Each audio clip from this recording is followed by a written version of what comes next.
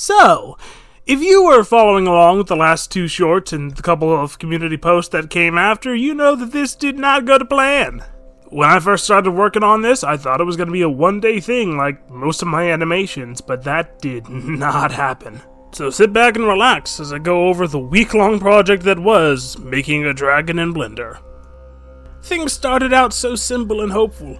I took the cat armature from the Rigify add-on and then copied the front legs to make the wings, tweaked it around a little bit, adjusting the positioning and scale of the bones of the setup.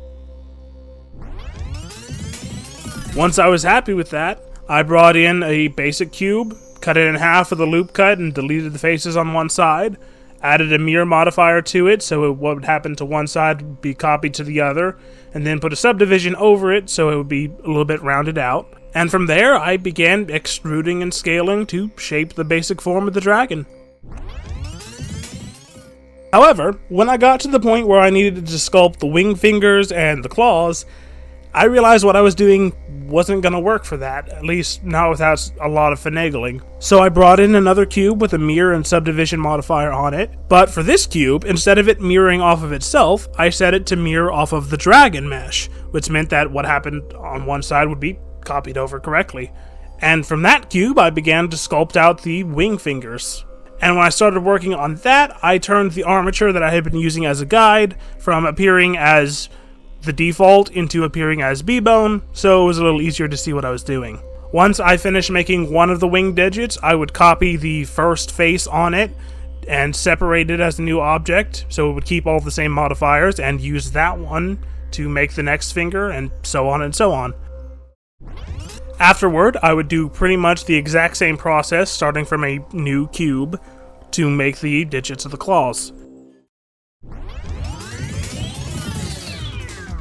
Once all this was done, it was time to combine them all into one mesh object. However, there is a slight issue with doing that, because you can't just grab all the parts and hit join, because then the mesh pieces wouldn't actually be connected. They'd just be counted as the same object, but wouldn't be attached to each other. So instead, I used the Boolean modifier set to union to add the geometry of the different digits to the base body. But you might have noticed a problem here in that I didn't apply the mirror modifiers first before I did this, which caused a bit of a problem. But not one I would notice right away. So instead, I began to work on the other issue with doing it like this. Using the Boolean union does make the meshes attached to each other like how I wanted, but it doesn't do it cleanly. It leaves a ton of weirdly positioned and unconnected vertices that would have probably caused all kinds of problems. So to fix, or at least significantly reduce the issues caused by that, I went into the vertex view of edit mode and began the long and tedious process of merging some vertices, dissolving others, creating new vertices and joining them together to create new edges, slowly turning the geometry that can be described as absolute garbage into just a hot mess.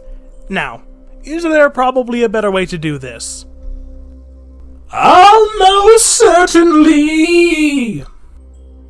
Eventually, though, I simply ran out of time to keep working on it that day, which is when I made that first short talking about this.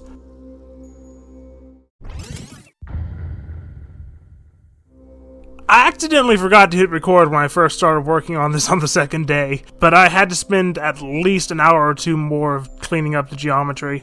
But after that, I began to work in more details to the model, extruding in the mouth and reshaping the head a little bit, extruding out and shaping the horns in roughly the place of the ear bones, creating sockets to stick the eyes in, making nostrils to give it a little bit more character. And then I began the process of making the connective membrane of the wings. If you hit J while two vertices are selected, it'll form an edge between them. But if you've selected 3 or more vertices, it'll form a face. And by repeating this process a bunch across the wings, I created a membrane between them.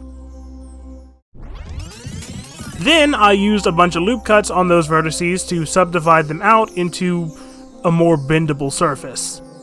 And then made a few more faces and tweaked the positioning of some of the vertices around a little bit to make them look a bit more natural.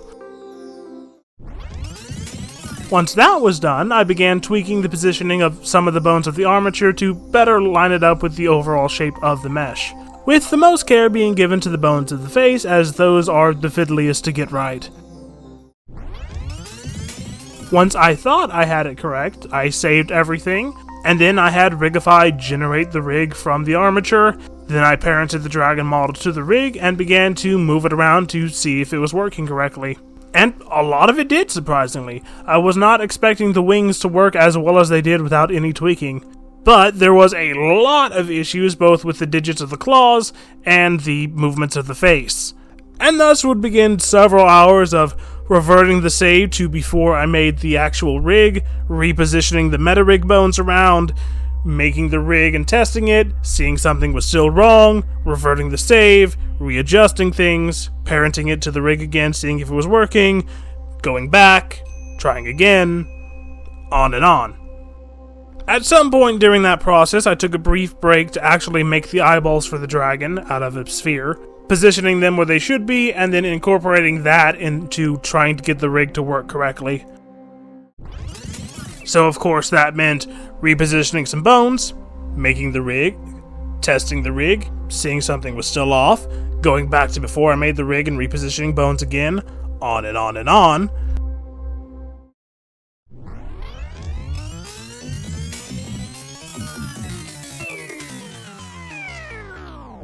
But eventually, I got it to a point where it was mostly working.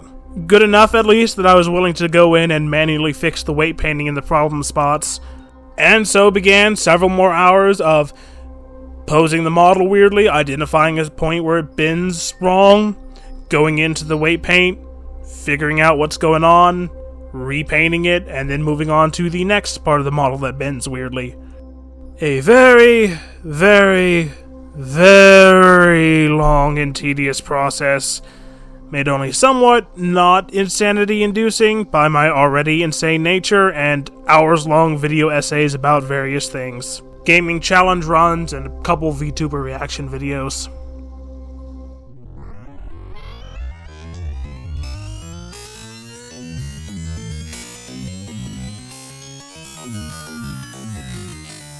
But eventually, the model worked good enough and I could move on to something more interesting.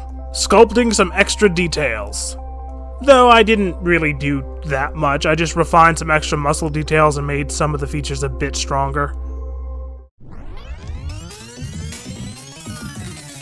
Once the sculpting was finished and I'd posed it around a little bit to make sure it wasn't causing any problems with the rig, I made a tongue and some teeth, nothing too complicated there, same method as everything else, starting with the cube and extruding and subdividing it, parenting them to the correct bones of the rig and making sure they behaved correctly, which they did, thankfully. After that, though, it was finally time to open up the shader editor and start giving actual textures to this creature. I assigned several different materials to the mesh. A base one that would be the primary material for the whole creature, one for the mouth and tongue, one for the claws, one for the horns, slightly tweaked the shape of the model a little bit more. And then once I finished tweaking the model, I made one more material for the wings. At first I was going to have the dragon be purple because I started thinking about Spyro, but I didn't really like that, so I ended up shifting it to a more brownish beige color for a bit.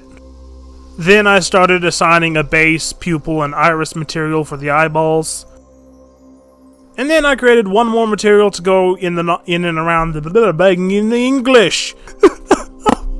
I blink, I'm having a stroke. I'm leaving this in, I'm tired. I just made one more material for around the nostrils and the eyeballs.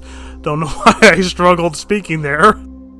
And then, once I had the base color for everything made, I cracked open the shader editor and started making the materials more interesting.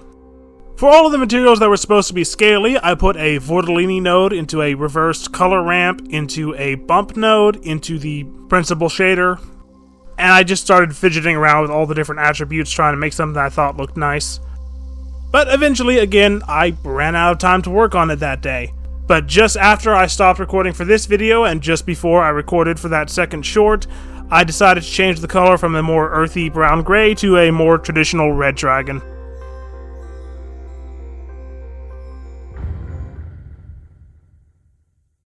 Most of day 3 was just me setting up the environment and animating the dragon doing stuff.